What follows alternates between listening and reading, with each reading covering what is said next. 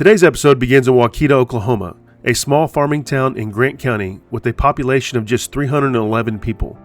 Waukeeta is more than a dot on the map to me. It is the town where I was born. It is where members of my family still have roots and where my grandfather and other family members have spent their final days. So when Oklahoma Echoes led me back there to sit down with one of Oklahoma's greatest living veterans, it felt like much more than another interview. It felt personal. Richard Dennis Lawrence is 103 years old. He is a farmer, a man of faith, a former prisoner of war, a recipient of the Oklahoma Cross of Valor, and a living connection to a generation that helped save the world. RD was 20 years old when he was drafted, and he became a ball turret gunner aboard a B-17 Flying Fortress. People called it the most dangerous position on the airplane. However, after a couple missions, RD realized that there was no safe place in the sky. On his 37th combat mission, RD's B-17 was struck over Hungary and caught fire. He and the rest of the crew were forced to bail out. RD survived the jump, but his war was far from over.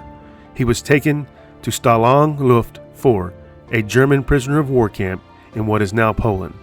RD and his fellow prisoners were forced to march nearly 500 miles through snow, freezing temperatures, hungry, and exhausted.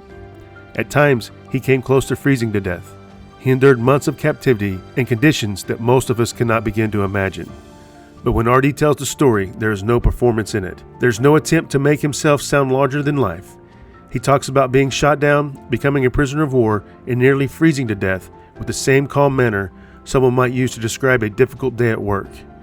Maybe that quiet humility helps explain why we call them the greatest generation. They did not consider themselves extraordinary. They believed there was a job that had to be done, so they did it. They endured things they rarely discussed, came home without asking the world to celebrate them, and went back to work building families, farms, churches, businesses, and communities. RD was liberated in May 1945, and when he finally made it back to Oklahoma, there was no long vacation and no grand homecoming tour. He arrived during wheat harvest, and that same afternoon, he went back to work. He returned to the Lawrence family farm near Waukeeta, married his sweetheart, and built a life rooted in faith, family, agriculture, and service to his community. More than 8 decades later, he still lives on the land and remains involved in the farm. RD opened his home to Oklahoma Echoes and allowed us to sit at his table to preserve his story. He told me this would be his final interview he ever gives. I do not take that lightly. This is also the first World War II veteran ever featured on Oklahoma Echoes. To record that story in his own home, on the farm, in the same little Oklahoma town where my life began, is something I will always carry with me. RD Lawrence does not call himself a hero. Like so many from his generation, he reserved that title for the men who never came home. But today, we have the honor of hearing from a 103-year-old legend who climbed into the belly of a B-17, survived 37 missions, enemy fire, captivity, and a 500-mile winter march, and then came home to cut wheat. I hope you enjoyed today's show. This is No Safe Place in the Sky, the RD Lawrence story.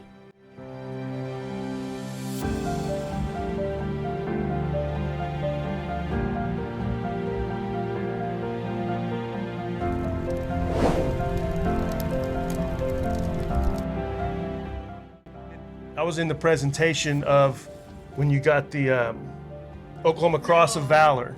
I was there at that presentation. I actually spoke.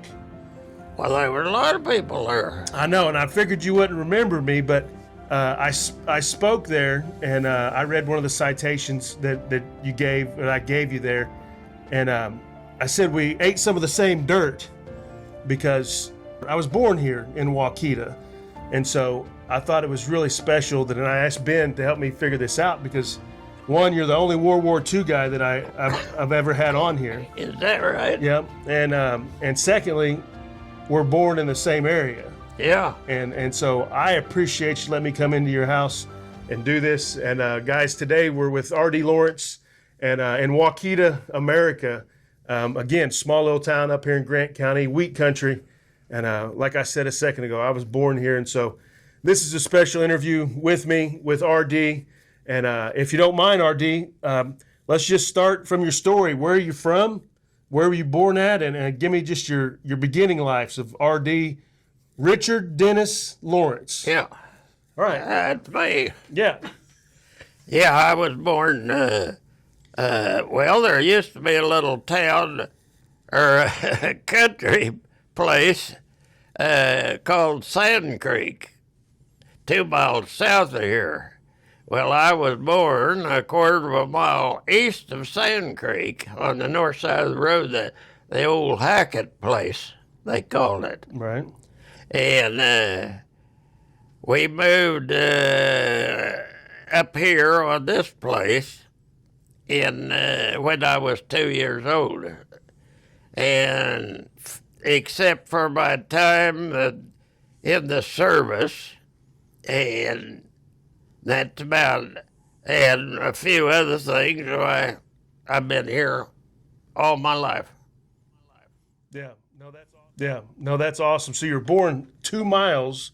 You lived here on this place, the Lawrence Farms. Yeah. What'd your parents do? Farming, obviously. Oh yeah, yeah. And are they from this area too? When did Oh they yeah, move here? my granddad on Dad's side, he made the run of the Cherokee Outlet. And he owns a farm 2 miles south and a half a mile east of Sand Creek. I still have that farm that he took when they opened this country. Yeah, and the land run. Yeah. Wow. Yeah. Yeah. So how many As acres? in 1893. 1893. September the 16th. September the 16th, 1893. Yep. And Yep. so how many acres did you guys end up getting in the land run? Well, they each got 160 acres. If they stayed and proved it up, I think they had to stay 5 years before they could own it. Yeah. And Wasn't any trees here, was there? no. Granddad said when the strip opened, there's only one tree over on Crooked Creek. Well, that's what you You've always probably hear. heard that before. Well, that's all you ever hear is there was no trees here. No, there wasn't. And then now, obviously we got creeks. lined with See, trees. all this Indian land was rented to the cowboys and ranchers. And when they had that run in 1893, this was pretty bare. Yeah. Those ranchers had lots and lots of cattle on this Indian land. They had rented it from the Indians. Yeah. No, and that's what, probably the maintenance we have big problems with the maintenance on the Indian lands and the tribal lands now. Yeah. And CLO land, and it's probably where the trees started coming from, I assume. Yeah. And it's I know my neighbor in Pawnee got extra bonus points. He's 87-ish, and he got extra bonus points if he planted cedar trees. Imagine that. That was a bad deal. That's a bad idea. You know how much millions of dollars we're putting now and to eradicate the red cedar and stuff, and so. And so is there a draft in World War II? Oh, yeah. Was there? Oh, well, yeah. So is that what made you join? Yeah, well, yeah. I was drafted. Yeah, I didn't volunteer. So you're drafted for the Army or the Air Force. Well, I wound up in the Army Air Corps. Okay. Then they called it the Army Air Corps. It wasn't Army Air Force until during my time there in the service. You're right. Thank you for watching Oklahoma Echoes. Make sure you like, subscribe, and hit that notification button. Now back to the show. You're talking about trees a while ago. There's something quite interesting. The place my daughter owned is over at the corner on 132 and 2 miles south, and that family planted cottonwood trees on that place. What was Mabel Cratchey? Mabel Cratchey. You're right. Her folks planted cottonwood trees. We had big cottonwood trees on this place right around this house. Yeah. Yeah. Yeah, the cottonwoods blew up. I mean, because again, their seeds fly everywhere. After I moved up here, I cut cottonwood tree down right there west of that cellar. It was that big around. I went to Waukeeta and bought me a crosscut saw. I still got it out there. And I started at the top of that cottonwood, and I cut that bugger clear down. And I finally sawed it off just above the concrete on that cellar. Yeah. Of course, it's all rotted out, down going. So it was. Did you graduate high school? Did you go to Waukeeta school? Went to Gore High School, country school.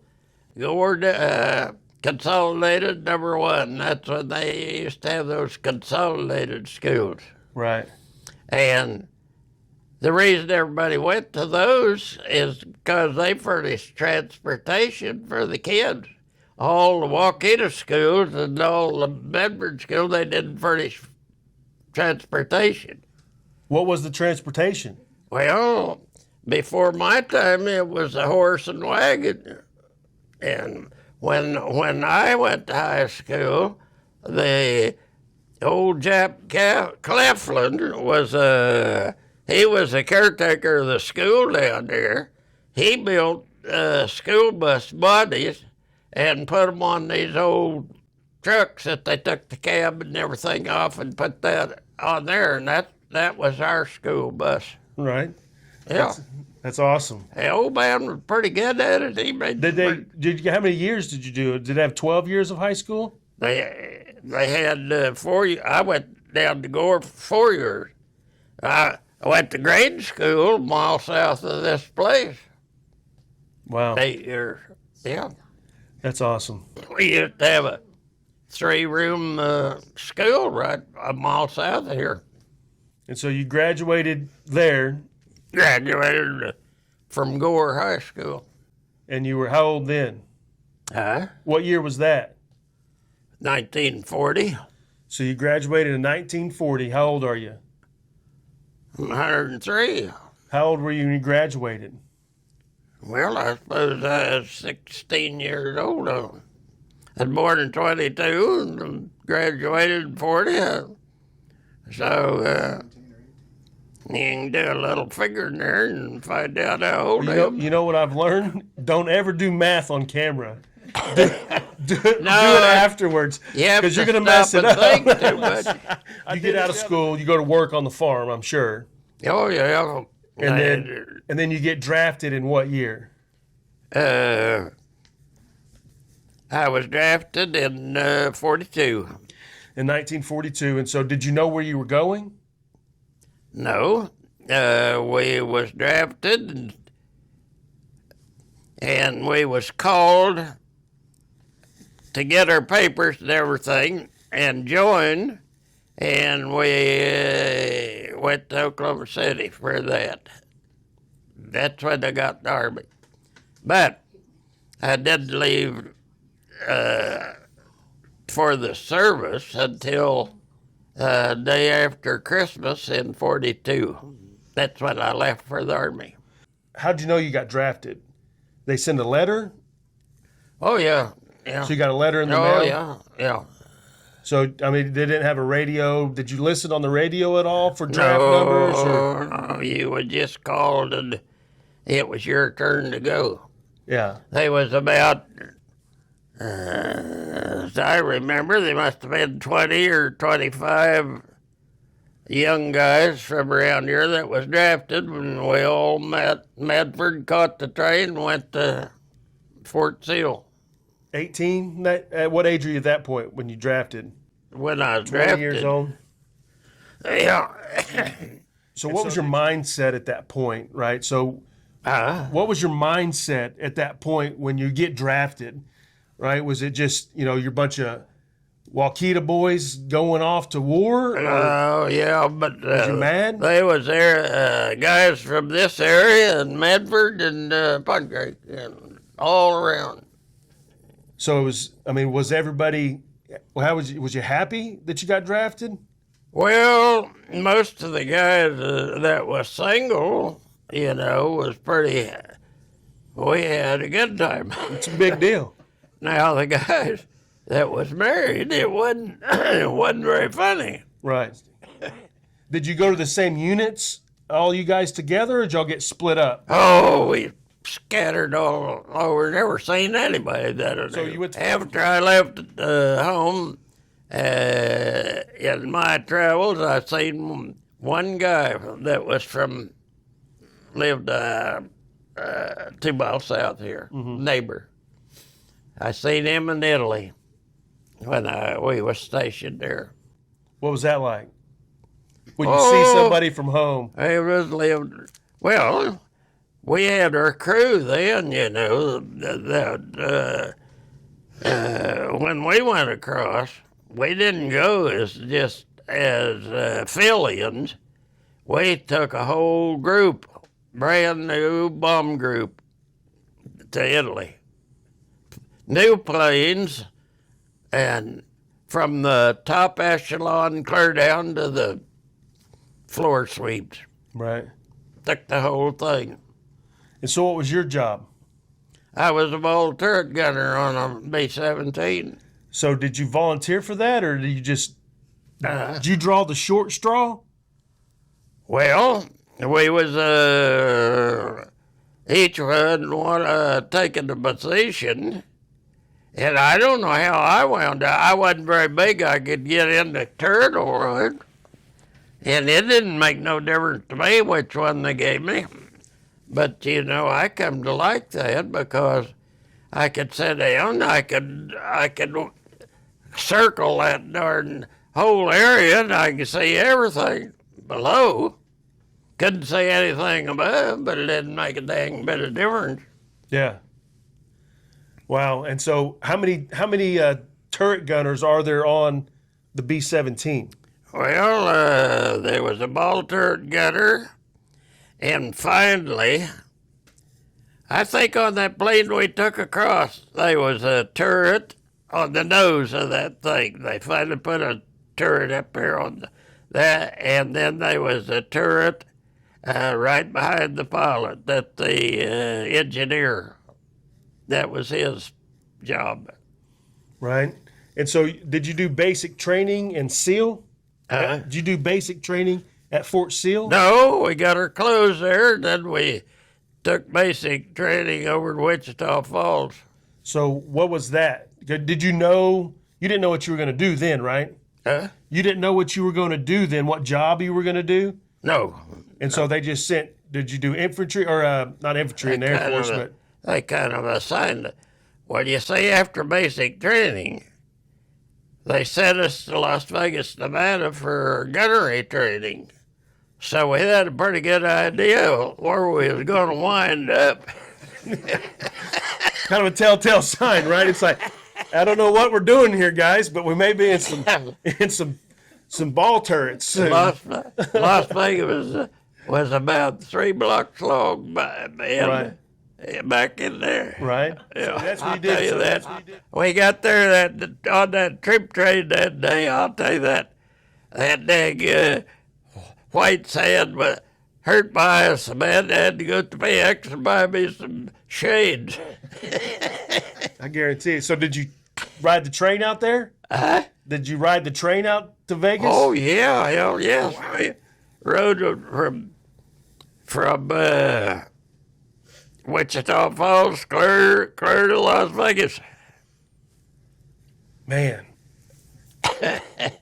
I remember going down through that, what they call it, that canyon in Colorado, and looking up at that bridge, 1,000 feet above you. Right. I remember that. Wow. Could you drink on the trains? Could you drink on the trains? Drink. Drink beer?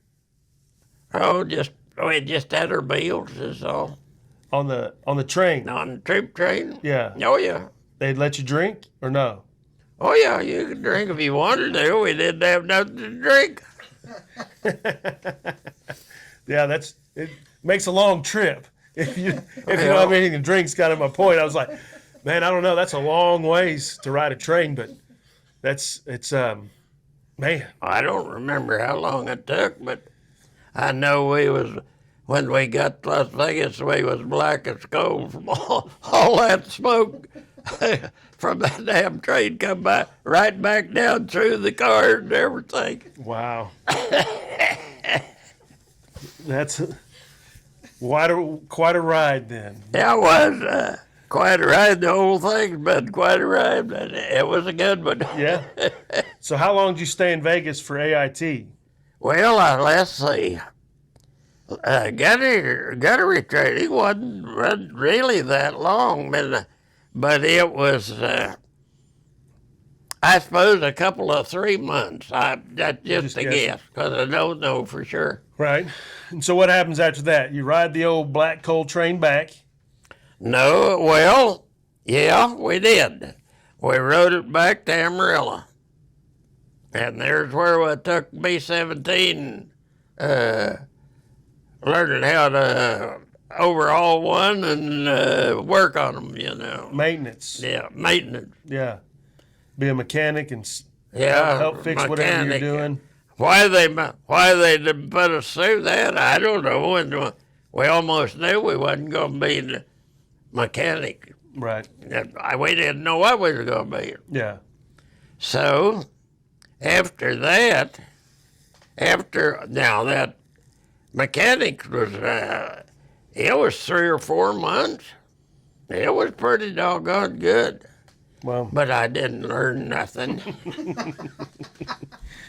Didn't retain anything? That's what wicked party is. Yeah, you knew what you were going to be doing. We had a good time. So, anyway. So how prestigious is, right? So I'm an infantry guy. I'm an infantry guy. I'm an infantry guy, right? I'm in the Army infantry. So we're proud, right? And so in the Air Force, how are you guys looked at? You're the ones with the big balls. We liked it. Yeah. Yeah, we didn't want infantry business. And then when they got out of Amarillo, they sent us out there, Paiute Army Airfield. I've been trying to think of that all morning, and it finally came. There it is. Paiute Army Airfield. That was a 17 base, and that's where we made upper crews for the war. But no Waukeeta kids. No. All separated. Them, all strangers. We had one.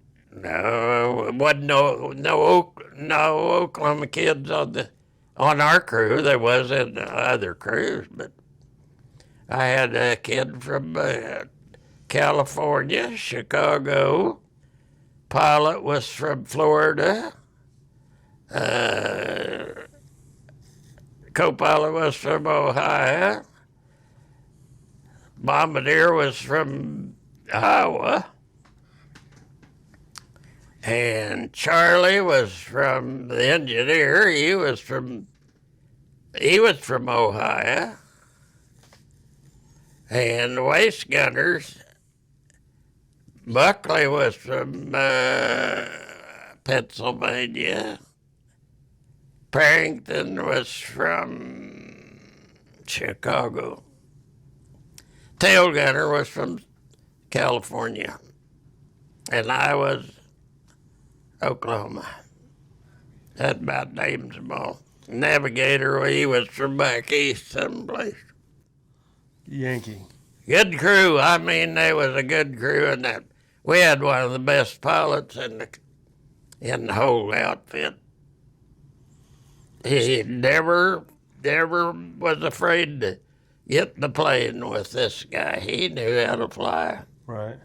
And that's one break we had was we weren't replacements, you know. We was a whole crew. Every mission I flew with this same crew with the exception of one. That matters. That's nice. I never much afraid when we was with our own crew. Yeah. No, it's your safety net. Well, yeah. 10? How many's in a crew? Is that 10? I was counting. Now, the day we were shot down, I could see them bursts coming. And I seen a piece of flak hit our plane right where the wing and the fuselage joined and set the thing afire. I seen that piece hit. Right. I just happened, for some reason, I happened to be looking. Of course, that wasn't 8 feet from my turret. I could have got hit myself. Yeah. Yeah. Do you wear a parachute in there? How do you get into that? I had a chest chute that passed on here. I said it right, but you know, you get that turret, you got these things that run the thing, and you turn them straight down, and unlock these locks over your head, and flip the door back, and that's where you got out. Well, my parachute was sitting there as soon as I got out. I went into the radio room where Swede was, our radio man. And I said, Swede, we're on fire. So we opened the Bombay door, and you could see the flame. He grabbed the fire extinguisher and stuck it in there, and looked like she burned a little brighter when he turned it on. I said, Swede, I think we better get out of here. So I went back, got my parachute there by my turret, and I snapped the damn thing on, and believe it or not, I got it on upside down. So I took it off, turned it over, and I was still sucking out, so I done pretty good. Yeah, it would have been a hell of a ride upside down. We didn't waste no time. Right? And I got to the door, and I was just ready to bail out. I remembered what this captain had told us back in our group there in Italy. He said, when you get in that door, he said, just tumble out. I was just ready to tumble out, and I looked, and old Tom Parrington, he was the waist gunner, and he was ahead of me. I looked around there that way, and he just went over the wing of a plane behind us. He was lower, and he went right over that wing. It didn't hit him. Boy, he was lucky. Of course, soon as that pilot seen what happened, he got out of the way. Yeah. That'll make you wet your pants. That'll make you wet your pants. No, see an airplane wing coming at you. It made you so tickled that you got out of the thing. Right. You know, you on 37 mission, you've seen a lot of them planes just kind of disappear. Yeah.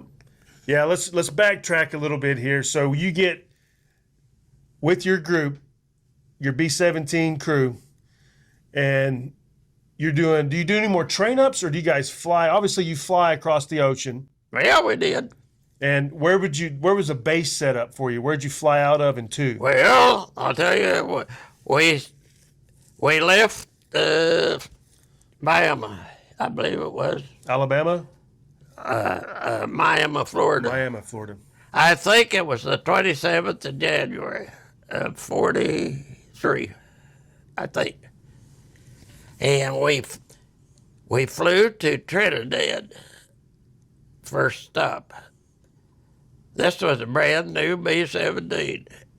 And the next stop was over on the coast of, that was a nice base. We stayed there 2 or 3 days. That was our next stop. And that ocean was warm there, you know, man, it was nice swimming. And there was all kinds of bargains there. You could buy those little boots, you know, $5 a pair. And I bought about 5 pair, took them on to Italy. And the next stop was Dakar, Africa. We flew from, that was the best base. I can't think of the name. But anyway, from that base, we flew to Dakar, Africa. And then we stayed there until the rest of our group arrived, you know. And then one morning, we was told to fly into Italy. No, I think we flew down to, I forget the name of that, just before we went into Italy. It was across the water. Anyway, we flew into Italy, and this is at Foggia, Italy. about midway up on the boot of the Italy, you know. Right. And that was our base. And we got there, we had to put up our tents. There wasn't no barracks there. And when we landed there, I thought this is the end. We landed on landing mats that we'd never landed on before, you know. They hadn't built any runways. It's all landing mats. Wow. Boy, they made a terrible racket when you lit on them. And B-17 is not a small plane either. No. I mean, it's... Oh, we thought the end had come. But, you know, we got there, and they assigned us an area there. We put up our tent, build ourselves, there's a pile of lumber there, made our own beds, went down to the farmers and got some straw to put in our mattress cover, and that was home to us, our 6 TIs. Right. Officers had their own quarters. Yeah, so what's your rank at that point? What's your rank? I was, you had to be a staff sergeant to make it, you know, to get across. Thank you for watching Oklahoma Echoes. Make sure you like, subscribe, and hit that notification button. Now back to the show. So you're stationed in Italy for the war. Yeah. And are you running your missions out of there? Yeah. So what are you bombing? What is your precision target? Well, every mission we made, except one, went across the Adriatic Sea into these countries like Austria, Romania, Hungary, and all those countries there. That's where we've done our bombing. And one target I remember most was this Palesti. So there's a Palesti thing there on the. Yeah. I think we went over that more times than one. And that's where the Germans got their oil for the war, you know. Yeah. There at the end especially. It's the only place left. And I don't know how many times we went over that. I know I went over more times than one, but that one time I do remember. I think the last time I don't know how many bomb groups had been ahead of us. Right. By the time we got there, they was smoke blacker than it looked like night when we flew through there. Right. I mean, we had fire going there that day. Did you bomb it? Yeah, we bombed it. Yeah. More times than one. I don't remember how many times. Right. Boy, we had a good one going that day. Right. That was the start, the end of the Germans, right? That. And so how many bombing missions did you make? 37. So you made 37 bombing missions. What caliber is the ball turret? What gun? 250s. It's 250s. Wow. And so where's the ammo at? Is the ammo set up? Oh, they was up there. Work good. Yeah. You know, I never had a mess happen. But they had to feed the ammo from the top to you. You didn't mess They with was the in ammo. the dirt someplace. Yeah, but you didn't mess with the ammo. You just shot. No, I never fooled with that. Yeah. They armed the planes, and after we got there, we had test fire them to see if everything was working. So explain to me the view, right? Explain to me the view from the ball turret, right? So you're just in the ball underneath the plane? Yeah. And just hanging out? Yeah. Do you take off from there? No. You couldn't. You can't take off or land. No. So you get up or get down in the turret. Yeah. When you get what altitude? So, we'd get up and circle until all of our planes got in formation. And then we'd take off to the target. What would make, and so would you hang out in the turret, or would you wait until you get Oh, close? I'd get in there. So once you got up, you would just get down in the turret. You know, when we first started missions over here in Italy, we didn't have heated suits. My gosh, I'm telling you, up about don't think about 20,000 that. feet, it got pretty chilly. Yeah. No, just in a helicopter, it gets chilly. After we got our heated suits, oh, it's just like sitting here in the house. You just go in there all the time then, huh? So did you ever engage any targets with your 50s? No, I engaged some airplanes. I hit one day. He had come through the formation, turned his old belly up, and I hit some of the measurements was armor plated on the bottom, and I could see my tracers glancing. Who was? Where were they? What country was that? Uh, What plane was that you were shooting at? well, that could have been in Romania, Austria, Hungary, Yugoslavia, or any other of them countries. You don't know what? Some of them countries and some of those big cities had bearing factories in, We bombed a lot of those. Right. And boy, I'll tell you what, usually the flak was bad when you went over one of those cities. They had a flak set up pretty good. And that's what ended up hitting your plane, right? The flak? Is that what you said? The flak hit your plane? Yeah. Yeah. Yeah. Wow. And so how far is the flight? So in Europe, all them countries are really close. What's your furthest flight? What's your furthest target? Well, one day they had us warm up our plane and then shut it off and fill the tanks again. And then they finally told us we was going to Berlin. Well, hell, we couldn't make a round trip to Berlin and I didn't have enough fuel. So we was just ready to go and they called it off. Thank goodness. Wow.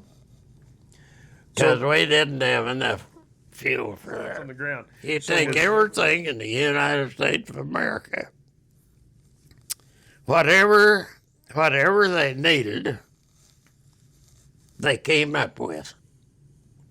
Could you believe that they can turn out old Ford up there, turned out a B-24 1 hour?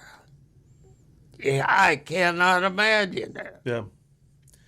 Well, and that's why you guys were called the greatest generation, too. That whole era of what America did Yeah. is why. And still doing all this NASA and all that stuff. My gosh, it's amazing. It's crazy. It really is, and that's why it's cool to sit here and share the stories with you. I did on the house floor. He was 103 at the time. His name was Jim Allenball, Yeah. and he was he's D-Day plus one. I forget. He's tough hombres is what they were, and so he was in the invasion. Yeah. One day after, and I actually got him on the floor, and he ran a full-service gas station in Pawnee. I'll be. And it was so he. I remember him as a kid, but he was 103, and he still had his uniform on. What's called an EU or whatever it was, and it still fitted. He's standing on the house floor with his, and he's like still check cattle, still did everything. I got a broker friend down in Oklahoma City, and he just was over to Normandy for that. He was gonna be one of them that bailed out, but during his qualification deal, the wind got him when he bailed out one day and drug him down the runway. A plane was coming, and he decided that maybe this wasn't for him, so he didn't bail out. But he took a couple of medals of mine, and they flew over Normandy. Yeah. Yeah. No, I would like to go sit. Have you ever been No, back there? he wanted me to go Yeah. this year, but I felt those guys belong there. Yeah. Yeah, no, we had a group of legislators go over there, and I couldn't make it, and I was pretty bummed about it. But it's again, that World War II, you guys were a different breed, and That was hell and ground. yeah, yeah, no, and it's crazy. That was amazing. Yeah, it is. So you did 37 target missions, you did 37 bombing missions, Yeah. and you did at least one dog fight, right? So you got in one. Oh, we had several of those, but I'll tell you, if you got one of them fighters coming in toward you at 300 and some miles an hour, and you're going around 185, 90 miles an hour that direction, yeah, they're not in firing range very long. Yeah. They're gone. So who's protecting you guys? Do you guys have fighter jets with you? We had escort. We had the red tails escort us one time. They were stationed in Italy. Yeah. So you had fast movers with you. When we first started, we didn't have. They can't go we that went far. too far, and they couldn't get there. Yeah. But boy, that was nice to see. When they could get there, if you had enemies coming, you look up there, and here you'd see them wingtip tanks come floating down, And boy, here they come. The fight is on. And the Germans was gone. Yeah. Wow. So that's what, as soon as you get out so far, they didn't hand you off to other fighter jets. You're on your own. You're on your own. Oh my gosh, that 8th Air Force lost thousands and thousands of planes. When they started daylight bombing, Mm-hmm. Ooh. Your odds of making 25 missions was almost nil. Well, yeah. No, it's crazy when you hear the stories of it, and that's why it's even such more of an incredible story. I only talked to one guy after the war. I met him. We had a reunion up in Omaha, Nebraska, I think it was. And he is the only one that I met after the war that made 50 missions over in Italy. Wow. Yeah. Yeah, that's it's pretty incredible. Thank you for watching Oklahoma Echoes. Make sure you like, subscribe, and hit that notification button. Now back to the show. So when you get shot down, so you guys get shot down. 27th of June of 44. How many times was you shot down? How many times was you shot? Your plane shot? Oh, we got holes in it every once in a while. But you only had one. The only one Catastrophic. when they got us down. Right. So walk me through that. So you get hit. Is that where you're talking about? You get out of the turret and you get your parachute? Yeah. Right. So who's the last one out of the plane? Does the pilot wait? Pilot was. This same flag that I seen hit our plane, they burst 3 times before it hit us. And our plane had some damage on the front that I couldn't see, But they said a piece of flak hit the co-pilot and hit his helmet and went in and hit his head.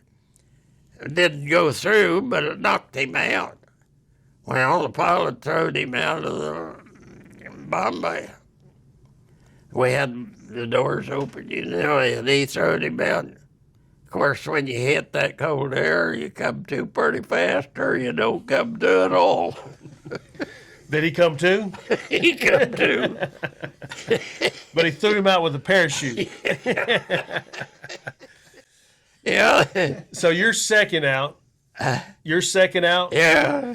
And then Does everybody make it off the plane? All 10 of us got out. We all got back to the States. So did you see your plane crash? No. It just kept flying? That thing, of course, you put them on automatic pilot. Pilot did as soon as he bailed, you know.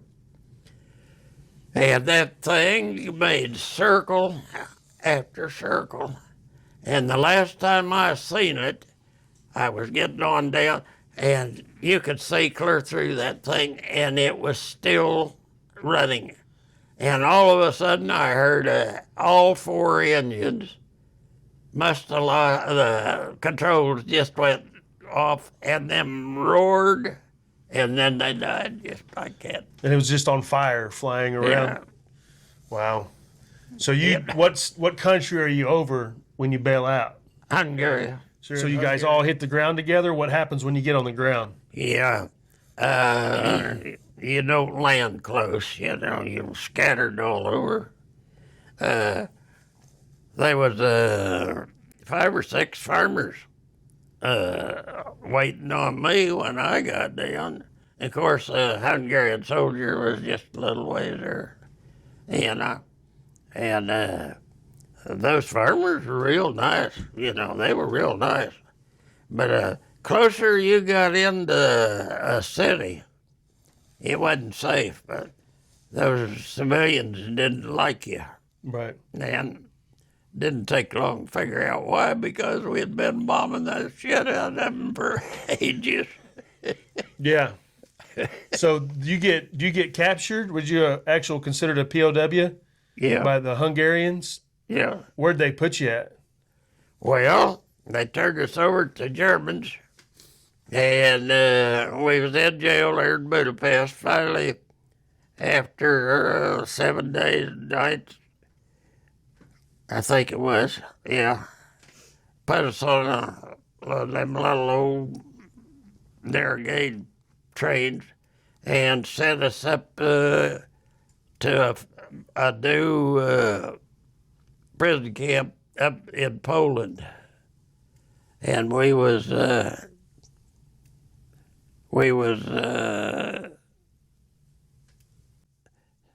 in Compound A. That was the first one. And our waist gunner, wherever he landed, the civilians hit him over the head with a sign and put him in the hospital. And by the time he got up there, we had been there 2 or 3 weeks, you know, and he was in a different compound. So there was 5 of us in the same compound, and he was in the next. And we was in that prison camp up there from June the 27th. A few days after that, June the 27th was the day we shot out. And it was probably 10, 15 days before we got up this prison camp. And we was there till February of 45. And then Russians was coming in from there, you know, and they was getting close, so we started marching, and we back into Germany from Poland. And we walked from early February till May the 2nd was the last day we walked. Wow. So what was the... May the 1st was the last day we walked. Right. So I'm 45. So you spent 10 months and a few days. 10 months and a few days. So what do you think? Are they interrogating you at this time? Are they interrogating you? Oh, yeah, a couple of times. I learned more about our bomb group from them damn Germans than I did from than I knew about it. It always blows my mind when, like, if you capture me, like, what can I tell you that's gonna make you, good intel? Like, it's always one of those weird things. So, what were they asking you? Everything about what we did and hell, they knew all of our personnel. that I didn't even know, Yeah. It was amazing. Hell, all I had to do just sit and listen. Yeah. Did you think they were going to kill you? Did you think they were going to kill you, or? Oh, Hitler he said he was going to kill us all, but it never did happen. Then the guards said, one thing about the Germans, if you was a prisoner, you done what they told you to, and you done it when they told you to. If you didn't, you was going to pay for it. Yeah. They didn't fool around. Yeah. No, you hear about the prison camps and how many people were at the prison camp you were in? Oh, probably 1,500, I think, the day we left there. I think there's that many when we started walking. So did they keep, and how many Americans were there? Well, about all of them was GIs. Were they? Yeah. About all 1,500 they- were Americans? Yeah. They kind of kept the Russians together and the Americans together. Yeah. They done pretty good that way. Yeah. Yeah. No, it's interesting. And so then you get to that, where your second camp that you stayed at, and then they march you. How far did you march? We marched from where we started marching. We walked probably 500 miles or more. In 3 months. Yeah. About 3 months. So how do they? I mean, are they feeding you at the time, or are you just? Are they feeding you? Oh, you can do a little trading with the civilians on the way, or steal a little, and they fed you a little. Yeah. They used to raise a lot of them old rudabakers, which is like a turnip, and we ate a lot of them things. And Well, you're kind of like the infantry then. If they're marching you that far. oh, we only walk 8 or 9, 10 miles a day, and go into a farmer's barn, spend the night, get up the next morning and take off and go another 8 or 10. And some days you didn't have to. They would just rest, Yeah. And the GIs that couldn't walk, well, this old farmer had to hitch up a team and wagon and carry them to where we stopped that night. And then he'd go back home, and another farmer. They had a lot of horses used in those over there in them days. I counted 22 teams come out of one barn one morning. Yeah. 22 teams. Of course, I was always interested in that kind of thing. Yeah. Yeah. No, but you walked the whole way though. Oh yeah, You I didn't get to walked ride a every horse. step of the way. Yeah, of course, right? It's so, man, that's just crazy. So you were optimistic, though, Yeah, that they pretty weren't going to much, kill yeah. you, though, right? I mean, They wasn't much to bother you if you done what they told you to. yeah, You learned real quick if a P-51 come over, you didn't run off the road. You stayed there and you waved. Or if you ran off the road, they thought you was a German and they'd fire on you. And I seen a convoy. We was going along one day. That's the most fascinating thing. And here come a German convoy. And all of a sudden, here come 51s. And I'm telling you, they shattered that convoy. And we sat there and watched them. you couldn't cheer, though, could you? You couldn't cheer. I was like, Man, God. wow. There at the last, those poor Germans didn't dare move, or they just gone. stayed there. Yeah. Yeah. Yeah. So how many German guards were taking you? Oh on my the walk? gosh, there was probably 5 or 6. That was it, huh? And most of them, when we first started out, there was some young guys that had been wounded. That was our guard. And when they got able to go back to the line, they were gone, and then they replaced them with old people like we are, Yeah. Wow. And the day before, the guard told us he won't have to walk no more. We didn't have a clue about that, you know. But anyway, the next morning, May the 2nd,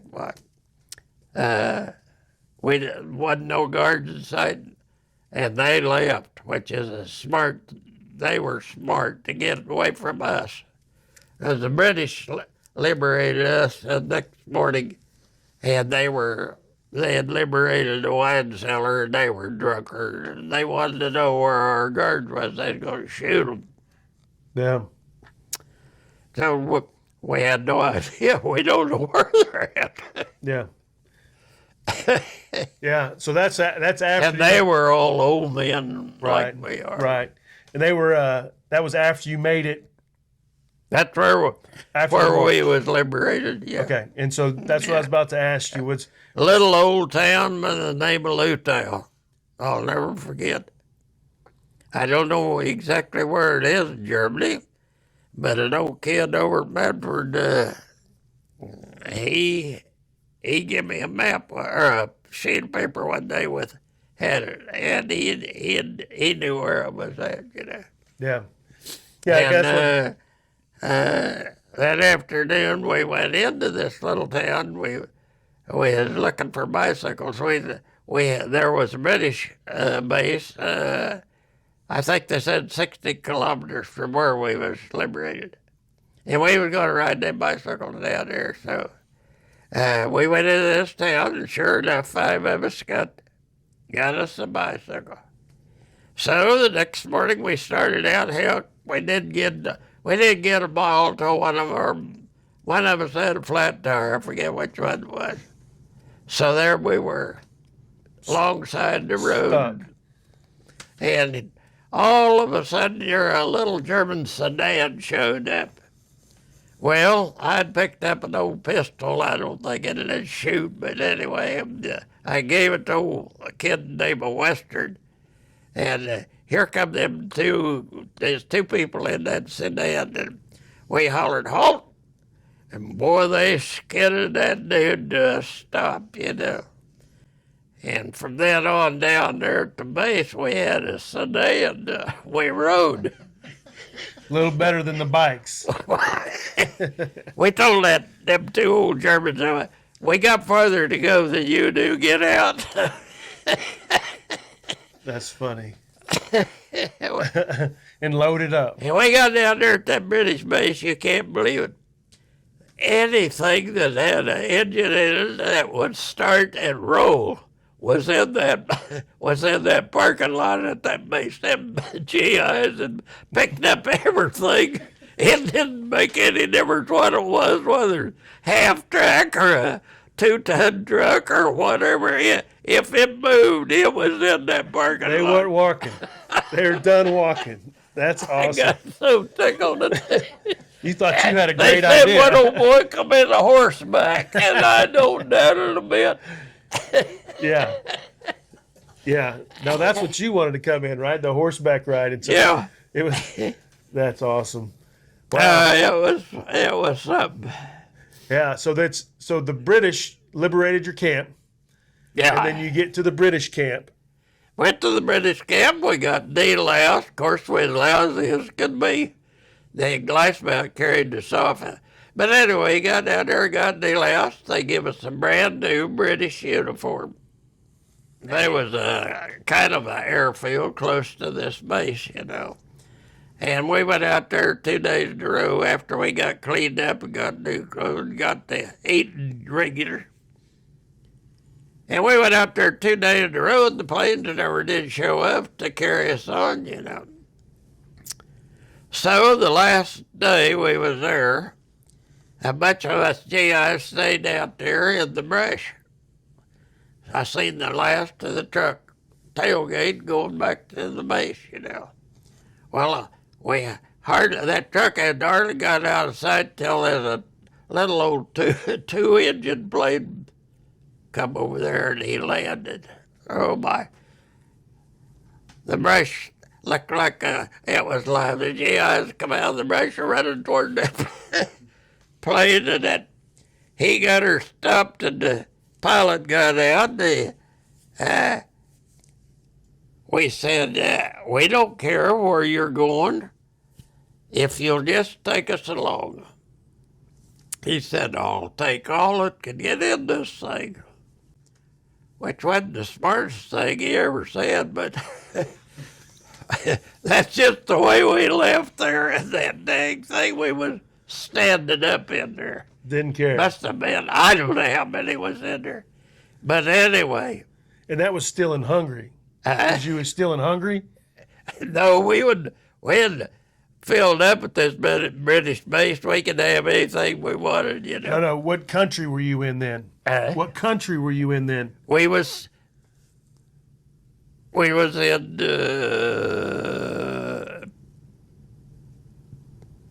still in Poland. Poland? Yeah. So, because at first you got shot down in Hungary. Yeah. And then your prison camp was in Hungary. Yeah. And then they marched you to your second. No, the prison camp was in Poland. Poland. The first one. And they took us there. The Germans took us to this prison camp in Poland. Okay. We walked out of Poland to Germany. To Germany. We didn't walk in. A lot of my interviews, they got that messed up. They said we walked to our prison camp. We did not walk to our prison camp. Right. So you got shot down in Hungary, got taken to Poland prison camp, and then you walked out to Germany. Yeah. That's the way it was. That's the way it was. Well, anyway, we got that plane, and that thing landed in Eindhoven, Holland. And they didn't know what to do with us, so they took us to the Air Force, the British Air Force, and they farmed us out to civilians there in Eindhoven. And we spent the night with a man and a lady, and they had a little girl, as I remember. But anyway, we stayed there with them that night, and they took us. Then the British took us back to the base, and they had a bunch of 4-engine Wellington bombers going to England. Said, how would you like to go to England? I said, boy, it sounds good to us. Yeah. So we flew those bombers rode back to England in those Wellington bombers. Wow. And we got there, they didn't know what to do with us, so they took us to the nearest 8th Air Force Base. And the next morning, they knew about Camp Lucky Strike, where all the prisoners from Germany and all over come back to there on the coast of France, in Le Havre, France. Mm-hmm. And they put us in a 17, and we circled that thing in France. Big, what do you call it? The Eiffel Tower? Yeah. Yeah, we circled that, flew in to Le Havre, landed, and there's where we got ready to come home. Yeah.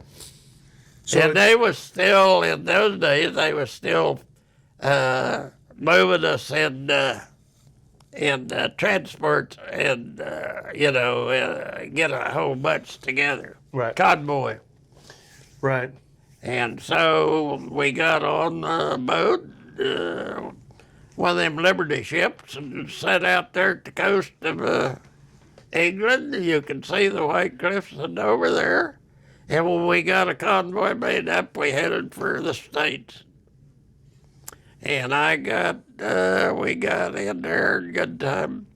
And I got home the 15th day of June of 1945. And I started, had breakfast with some, we was in Camp Chaffee over in Arkansas. That's where we got it. And they give us 60-day vacation. Leave, whatever you have. So we got everything done there. We rented a bus to Eden. and my folks and my girlfriend met us and ate and had breakfast with a couple of our friends, and my dad's and mother's friend had breakfast. Went home, got up here this place that afternoon, started cutting wheat same day. Down on the hill, down on Granddad's place. Well, that's incredible. How many bushel acres you get? You know, back then, them days, hell, nobody used fertilizer, you know. Yeah. So whatever come up with, that's what you got. As I remember, it was pretty thin, Yeah. but folks got along good during all those years. Wow. Yeah, they accumulated this place and another quarter right here, and. Thank you for watching Oklahoma Echoes. Make sure you like, subscribe, and hit that notification button. Now back to the show. Let's go back to that whole deal. As soon as you get shot down, you're considered missing in action. So you're MIA.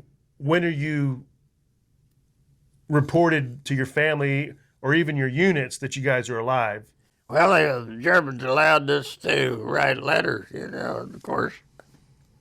And they finally got a letter that I was a prisoner.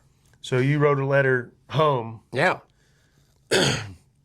And so your parents have It was harder on my parents than it was me. Yeah, because I say this often, you know, it's so much harder on the family than us that's over there. Like my mom was worried to death every day that Oh, yeah, that's the way mine was. Yeah, and it's like, Mom, I'm not in danger every minute of every day, but it's fine. But it really tortures them, I think. It's hard. Well, you know, it had to be tough on the folks, you know. But hell, I was young and still alive. I felt pretty good about the deal. Yeah. No, that family stuff is hard, and so they put you to work though when you got home. That's what they were waiting on you for. Well, not necessarily. I was ready to go to ready to cut wheat. It was harvest time. Yeah. So how many total years of service did you do? How many total years of service? Oh, hell, the whole thing was a little over 3, I think. Yeah. So when you come home, you're done. I was done with it. Done Yeah. the military? Well, I didn't get out of the service till I think October that 45. Had to go to Wichita Falls, I think, to get out. Yeah. And then been here ever since. Yeah, I've been right here. Well, the place I was born on, when I got home, we started cutting wheat. Well, the 25th of June, it rained.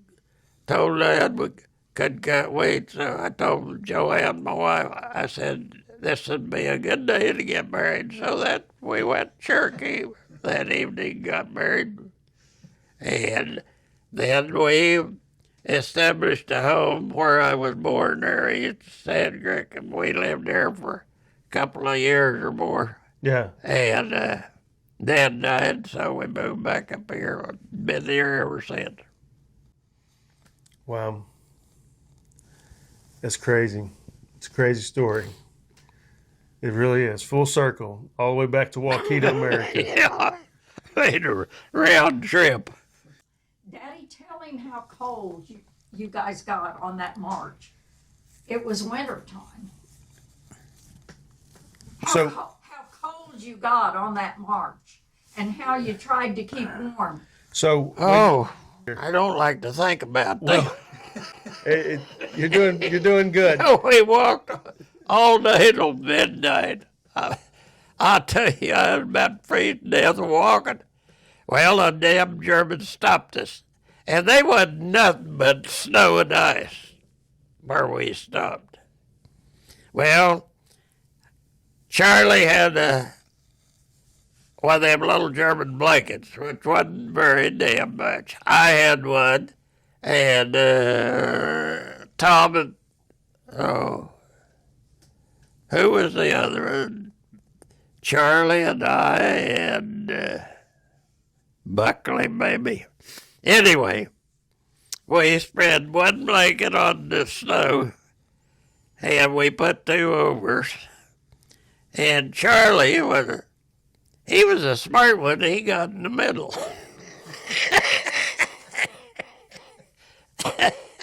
I like to have frozen my butt off. Yeah. But anyway, the next morning the Germans come. And of course, from midnight till morning wasn't too long. We made it. Then, and the Germans showed up with Red Cross trucks. And they give us a Red Cross parcel to divide up among 6 of us. Which wasn't much, but it was a lot that day, I'll tell you for sure. Yeah. What was in it? Oh, there's everything. I mean, there's even cigarettes in there. Yeah. You know, you can have a smoke if you can do nothing else. Yeah. If you can get out of the wind long enough to light it, get your matches lit. Yeah, I bet. Yeah, there's it's milk, February, right? You powdered milk and eggs and flour and a D bar, a chocolate bar. Boy, they was good too.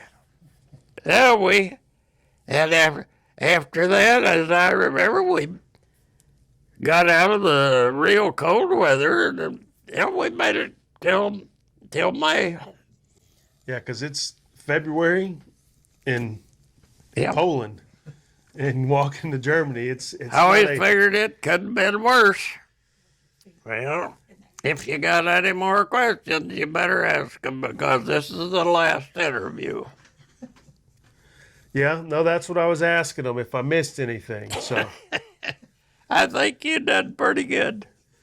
well, I appreciate you a ton doing it. Like I said, I just want to honor your story and your legacy for you and your family. And like I said, it'll be fun. It's always fun to put these together, and everybody kept telling me I had to get up here to see you. And even the game warden buddy, you know, Marshall Ray, and Oh, Matthew. yeah, Marshall Ray he's been a pretty good friend. So Oh, I'll tell you, I about drove old Dick crazy. He remembered that, you know, Dick, the game warden before right, Matthew. yeah, I about drove old Dick crazy. I would never wear orange, you know. yeah. Never. And it just bugged old Dick to death. I even felt sorry for him, but I still didn't wear it. Good for you. Good for you. I'll make sure and keep that in there for all the game wardens that He was check a- that orange. He was a nice guy. And I knew the game warden before him. I forget his name. He was good to me, too. Yeah. So when you were a kid here, what was how were the pheasant? How were the birds here? I'll tell you what, when I you, was a kid, if you ever see the pheasant, you was lucky to even see one. Yeah. I killed my first pheasant over here in this place right west of mine. The first pheasant I shot there when I was a kid with a 410. Yeah. No, it's when I was a kid growing up here, we'd walk out and we'd kick up 60 birds easily. Yeah. Easily. Yeah. Everywhere. And I seen a cock coming We down the used road, to, Highway 11. I was we like, used oh, it's a rare sight now. We used to raise them, you know, Yeah. quail and pheasant. There was a lot of quail here when I was married and lived here. I've killed a lot of quail here. Yeah. Yeah, it's not what it used to be. I'm telling you that because it was amazing when I was a kid. It was amazing. So, well, is there anything else that you left out? Not that I know of, other than the fact that this is the best place to live in the whole world. I believe you. But Artie, I do appreciate you. I Well, really thank do. you. And thank you for your service. And again, lead Thank the way. you for yours. Yeah, you're welcome. And it's been an honor. It really has. And I hope Well, I hope thank you. to do some service for you and your family, to solidify your legacy. And so it's a pleasure sitting here. Well, talking it's to you been a this good time. trip. Yeah, I guarantee it has. It has. It has. And to be this in the same spot, you know what I mean? It's unheard of. That's precious. It really is precious. And I know it's just the lineage just keeps going, and that's awesome. I really am. It really is an honor. It's Yeah, what I've I been wanted to do. lucky.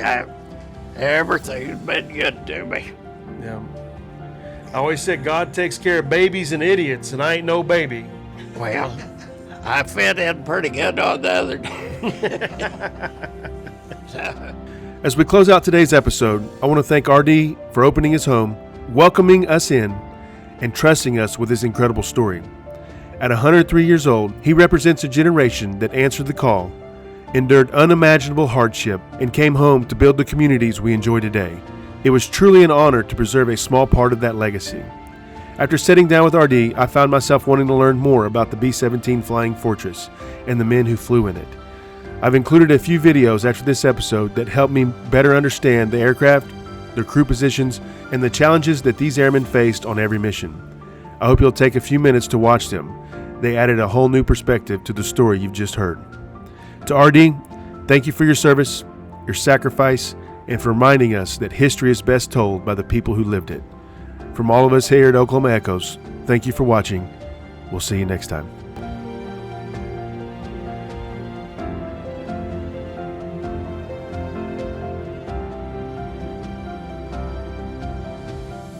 I just looked humongous next to you, but He has shrunk just. He But- thinks not, but he has. in our deployment, right? And so, do you want to set up? You got that? And He's done it before. yeah. when you got friends like Ben and Sonia, that don't hurt nothing. Right.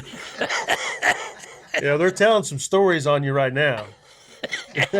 Probably, but that's all The right. guy that come from Oklahoma veterans, he was about almost the first one, not quite, but What? the man that come from the Oklahoma veterans, he lived over at Bartlesville.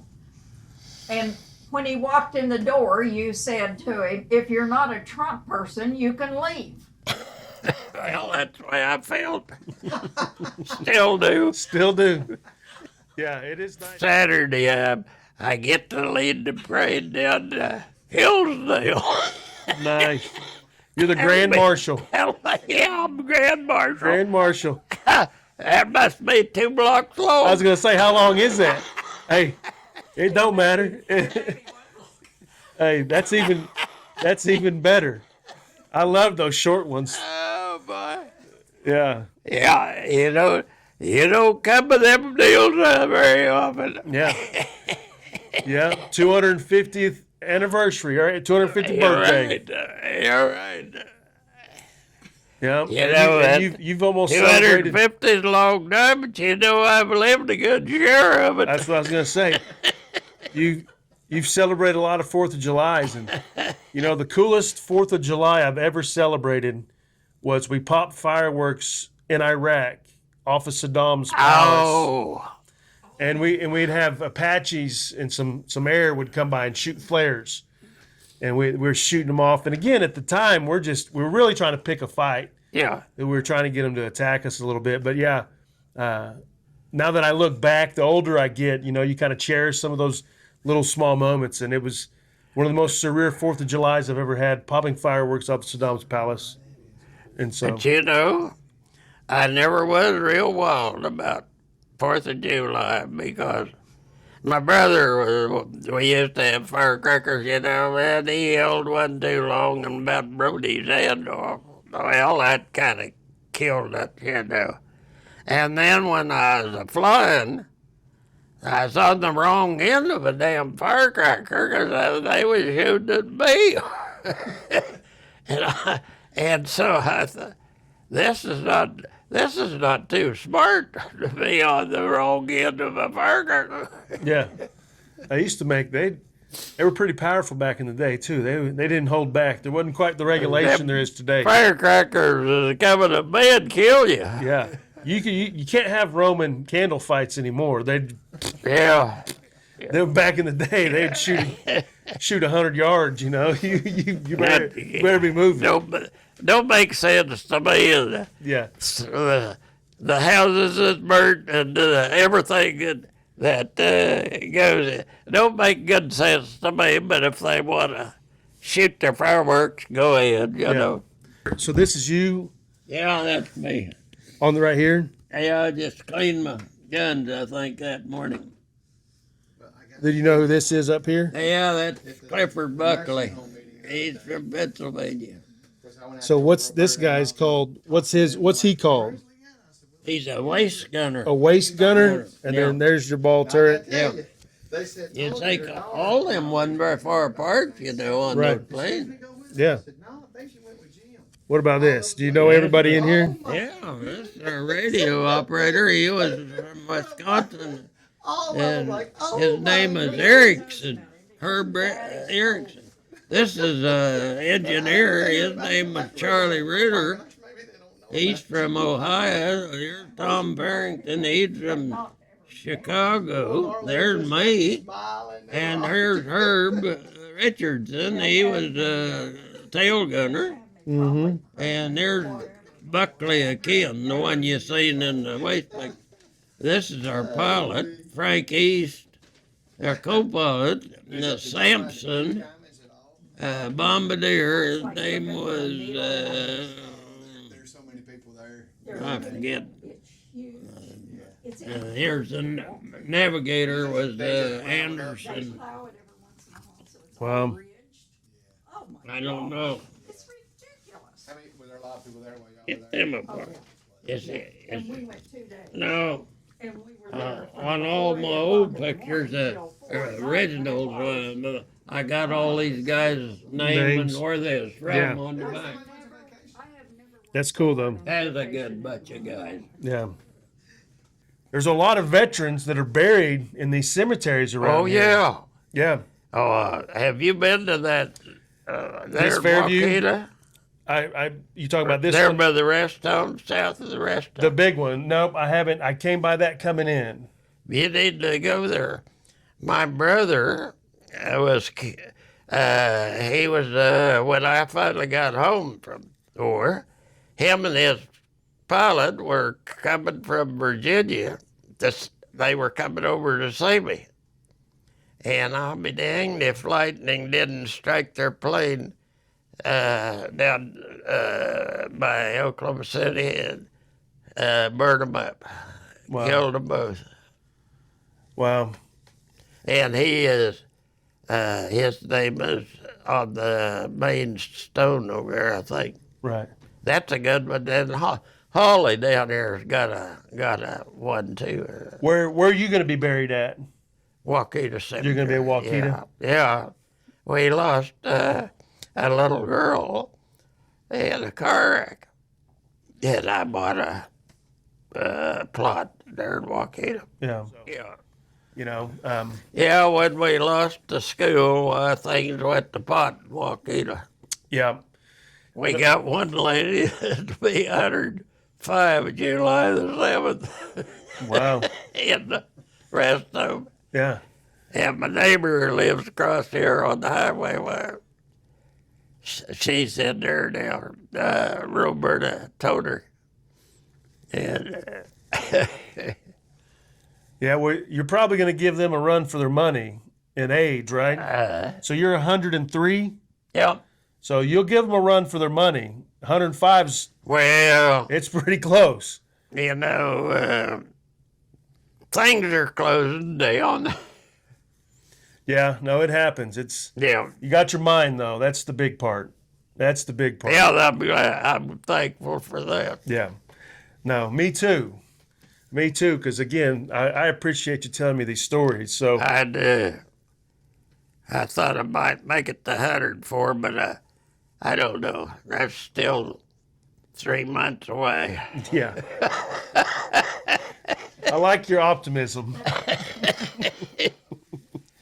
Yeah, I know better. Uh, I got one of my best friends lives a mile north of here, Can't blame him. and he said, believe it or not, how they can be a Democrat this day and age is beyond me. it's mind-boggling, isn't it? Huh? It's mind-boggling how Oh, they can even it don't make no sense at all. none. God dang. Yeah. No, it doesn't. Not at all. Did you want to get a picture of this?